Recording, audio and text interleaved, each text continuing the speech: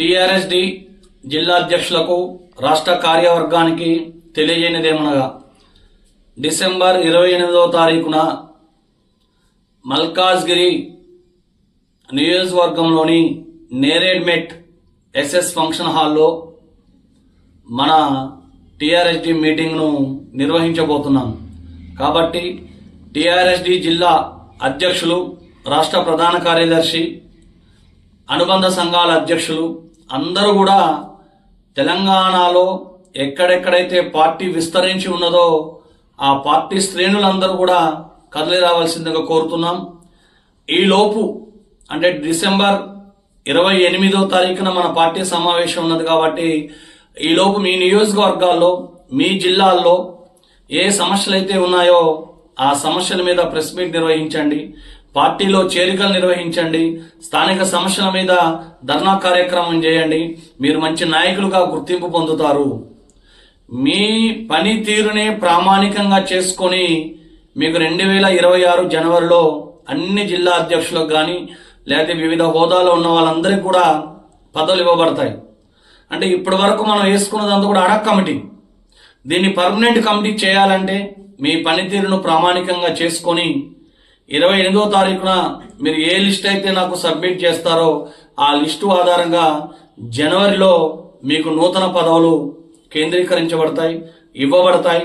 అప్పటి వరకు అందరూ కూడా తాత్కాలిక అడాక్ కమిటీలో ఉన్నట్లే లెక్క. ఇప్పటి వరకు మన రాష్ట్ర ప్రధాన కార్యదర్శి తోడేటి శంకర్ గౌడ్ గారు, అదేవిధంగా రాష్ట్ర మహిళా ప్రధాన కార్యదర్శి తోడేటి స్వరూప గారు, మన పార్టీ రాష్ట్ర ఉపాధ్యక్షులు నర్సింగ్ గారి యొక్క పదవులు మాత్రమే 2029 జనరల్ ఎలక్షన్స్ వరకు పర్మనెంట్ చేయబడ్డాయి. మిగతా పదవులన్నీ కూడా పర్మనెంట్ చేయబడాలంటే మీ పనితీరును ప్రామాణికంగా చేసుకొని మీరు పార్టీలో కష్టపడి పనిచేయండి. మీరు ఎమ్మెల్యేలుగా ఎదగాలన్నా, ఎంపీలుగా ఎదగాలన్నా, లేదా ఎంపీటీసీ, జడ్పీటీసీ, పెద్ద ఎమ్మెల్సీ, పార్టీలోని వివిధ హోదాల్లో ఉండాలంటే కులాలు లేవు, మతాలు లేవు, ప్రాంతాలు లేవు, చిన్న పెద్ద ధనిక మధ్య పేద తరగతి వర్గాలనేవి లేవు. మీ మేధో సంపత్తే మిమ్మల్ని ముందుకు తీసుకుపోతుంది. మన పార్టీలో మహిళలకు కూడా అత్యధిక ప్రాధాన్యత ఇస్తున్నాం. మహిళలు కూడా రాజకీయంగా ముందుకు పోవాలి, యువత రాజకీయంగా ముందుకు పోవాలి. అదేవిధంగా పార్టీలో అనుభవం ఉన్న నాయకులు కూడా కావాలి. మరి మన ధరావత్ గణేష్ నాయక్ ఢిల్లీలో తిరుగుబాటు చేసినటువంటి తమ్ముడు మన పార్టీలో 33 జిల్లాల నుంచి జనవరి నెలలో మన పార్టీలో చేరబోతున్నారు. ఆయన పార్టీలో చేరకముందే మన పార్టీ జెండాను ప్రొఫైల్ పిక్గా వాట్సాప్ ప్రొఫైల్ పిక్గా పెట్టుకోవడం జరిగింది. అంటే పార్టీ అనేది మన కన్నతల్లి లాంటిది. పార్టీ అనేది మన మాతృ సంస్థ. మనం ఎంత కష్టపడితే అంత మేలు జరుగుతుంది. అదేవిధంగా 28వ తారీఖున మన పార్టీ సమావేశం ముగిసిన వెంటనే 29న తెలంగాణ పొలిటికల్ జేఏసీ మీటింగ్ కూడా ఉన్నది. మరి తెలంగాణ పొలిటికల్ జేఏసీలో టీఆర్ఎస్డి అనేది ప్రధాన భూమిక పోషిస్తుంది. కాబట్టి తెలంగాణ పొలిటికల్ జేఏసీ చైర్మన్ గా నేనున్నాను. కాబట్టి అన్ని ప్రజా సంఘాలను, అన్ని కుల సంఘాలను కలుపుకొని మనం తెలంగాణ పొలిటికల్ జేఏసీని అన్ని జిల్లాలలో విస్తరించే పూర్తి బాధ్యతను మనమే తీసుకోవాలి. అదేవిధంగా మనం ఏదైతే తెలంగాణ అమరవీరుల కోసం 3000 మందితో హైదరాబాద్ లో ఇందిరా పార్క్ వద్ద మహాధర్నా చేస్తున్నామో దాని గురించి చర్చించుకొని దాన్ని ప్రధానంగా ముందుకు తీసుకుపోవాలి. ఏదైతే బీసీలకు 42% రిజర్వేషన్లు కేటాయించాలని మనం భావించామో ఆ మీటింగ్ కూడా మనం సక్సెస్ చేసుకోవాల్సిన బాధ్యత ఉన్నది. అందుకే టీఆర్ఎస్డి పార్టీ శ్రేణులు ఎప్పుడు కూడా సమాయత్తం కావాలి. తెలంగాణలో మనదే ప్రత్యామ్నాయ పార్టీ.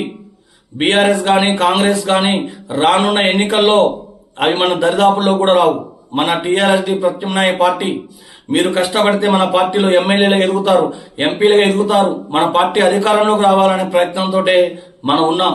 కష్టపడి పని చేయకుండా ఏది మన దగ్గరకు రాదు. కాబట్టి అటు మన టీఆర్ఎస్ డి పార్టీని నడుపుకుంటూనే తెలంగాణ పొలిటికల్ జేఏసీని కూడా మనం సమర్థవంతంగా రన్ చేయవలసిన బాధ్యత మన భుజస్కంధాల మీద ఉన్నది. కాబట్టి తెలంగాణ పొలిటికల్ జేఏసీని మనం ఏ ఆశయాలతో అయితే మనం ఏర్పాటు చేశామో ఆశయాలను కూడా కొనసాగిస్తూ చనిపోయిన 1300 మంది అమరవీరుల కుటుంబాలకు న్యాయం జరిగే విధంగా, కవులకు, కళాకారులకు, పేద కవులకు, కళాకారులకు న్యాయం జరిగే విధంగా అమరులైన కుటుంబాలను మనం ఆదుకునే విధంగా, చనిపోయిన రైతు కుటుంబాలను ఆదుకునే విధంగా, తెలంగాణ ఉద్యమకారుల్లో పేదవారిని ఆదుకునే విధంగా, చేనేత కార్మికులు చాలా మంది చనిపోయిన వాళ్ళని ఆదుకునే విధంగా మన పార్టీ ముందుకు పోవాలి. మనం తెలంగాణ పొలిటికల్ చేసిని కూడా సమర్థవంతంగా తీసుకుని పోవాలని తెలియజేస్తూ సెలవు తీసుకుంటున్నాం.